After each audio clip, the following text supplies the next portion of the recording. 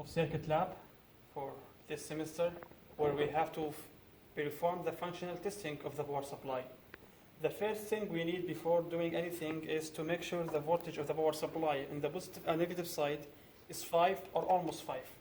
So I will just turn on the power supply, make sure the LED is on, and make sure the voltmeter has on a 20 range, and we will see.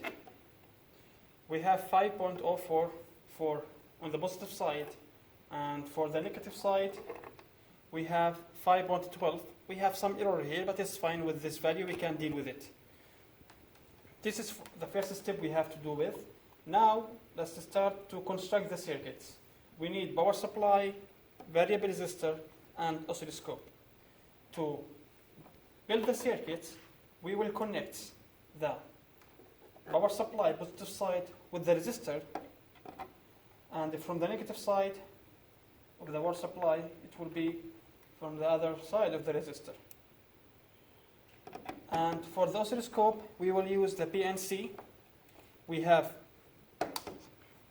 two wires which is positive and negative. I use small wires and place it in the bottom of the resistors because the hole is very small, so I can't place two wires at the same time.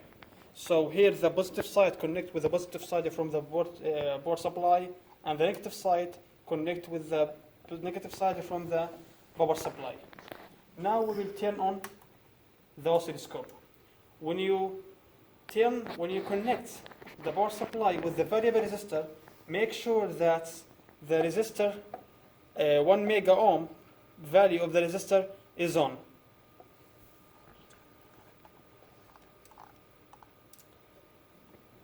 The first thing we need to do is make sure that the channel 1 is on, channel 2 is off, because we are working on channel 1. The second thing is we want to find the value or the maximum value of a channel 1 when we connect it with our supply. It should be 5 because we are dealing with 1 mega and there is no other load here. So we will go to the channel 1, make sure it's DC, and for the voltage here, which is the vertical voltage, we have to set up to 2 voltage, which is here. Now to see how much the maximum value will go to the measurements, add measurement, and we will scroll until we find the maximum value, then add measurement. We can see here the maximum voltage is 5.23 voltage. This is the voltage on channel 1, which is connected with the variable resistor. Now we want to find the ripple voltage. Ripple voltage, which means we have AC. So let's change the channel 1 from DC to AC, and we have to set up the vertical voltage to 10 millivolts from here.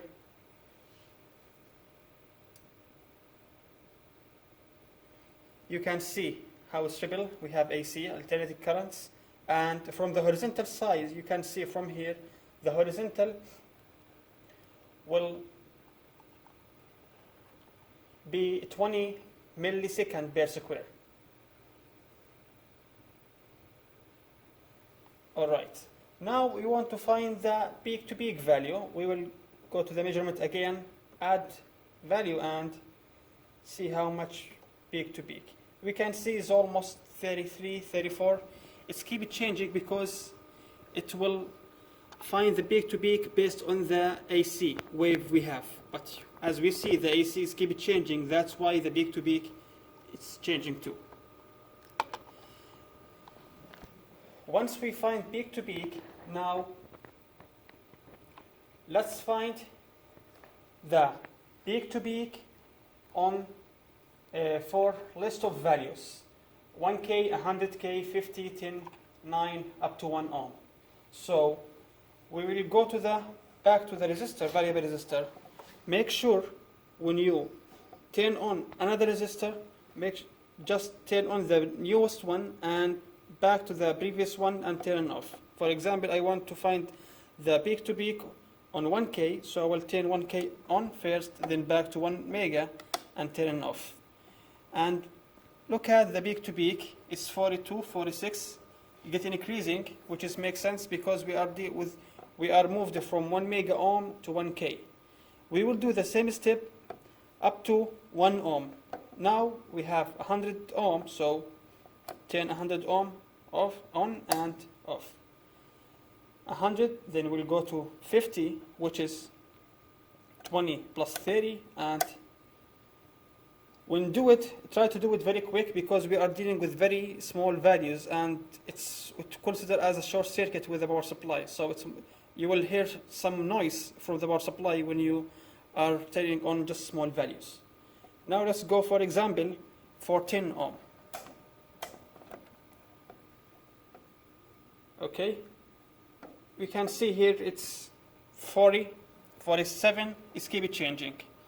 The last value we need is 1 ohm. So you can hear you can see the ripple how is it, and you can hear the voice of the power supply. That's why because we are dealing with 1 ohm value, and that make the power supply connected with short circuit. The load is too small.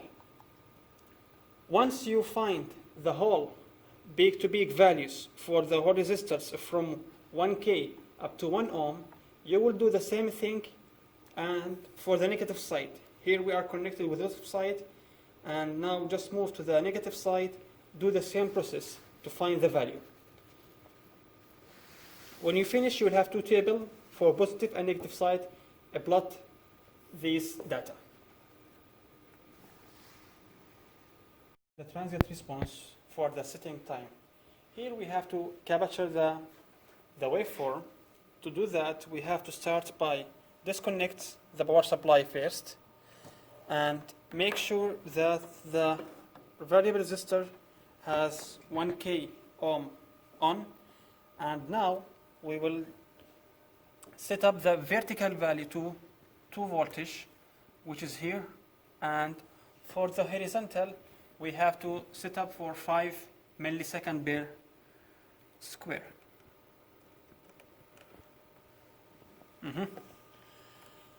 Once you finish, we will go to trigger. The trigger here is really the limit, so it will not be, the oscilloscope will not be able to capture any waveform above the trigger value. Once you trigger the trigger, you scroll from here, you can see the value here, 5. I will just make it up to 1. You can see this one is moved, which is the trigger, and here is 1. Okay, once we finish that, now we will press the single here. You can see the color now is orange. Now we will connect the power supply. So let's make sure that we have set up the voltage for 2 voltage, the value, and for the time given is 5 millisecond for each square, but this time will not be enough to capture the waveform, so I changed the time up to 20 millisecond, and the single is on, so we can connect the power supply to see the wave.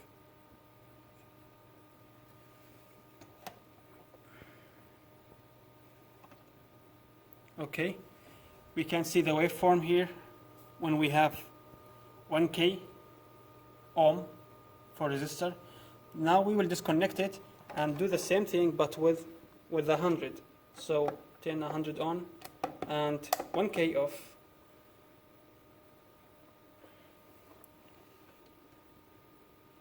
We can see now the new waveform when we have 100. And we will do the last step on 10 ohm. So here is 10, and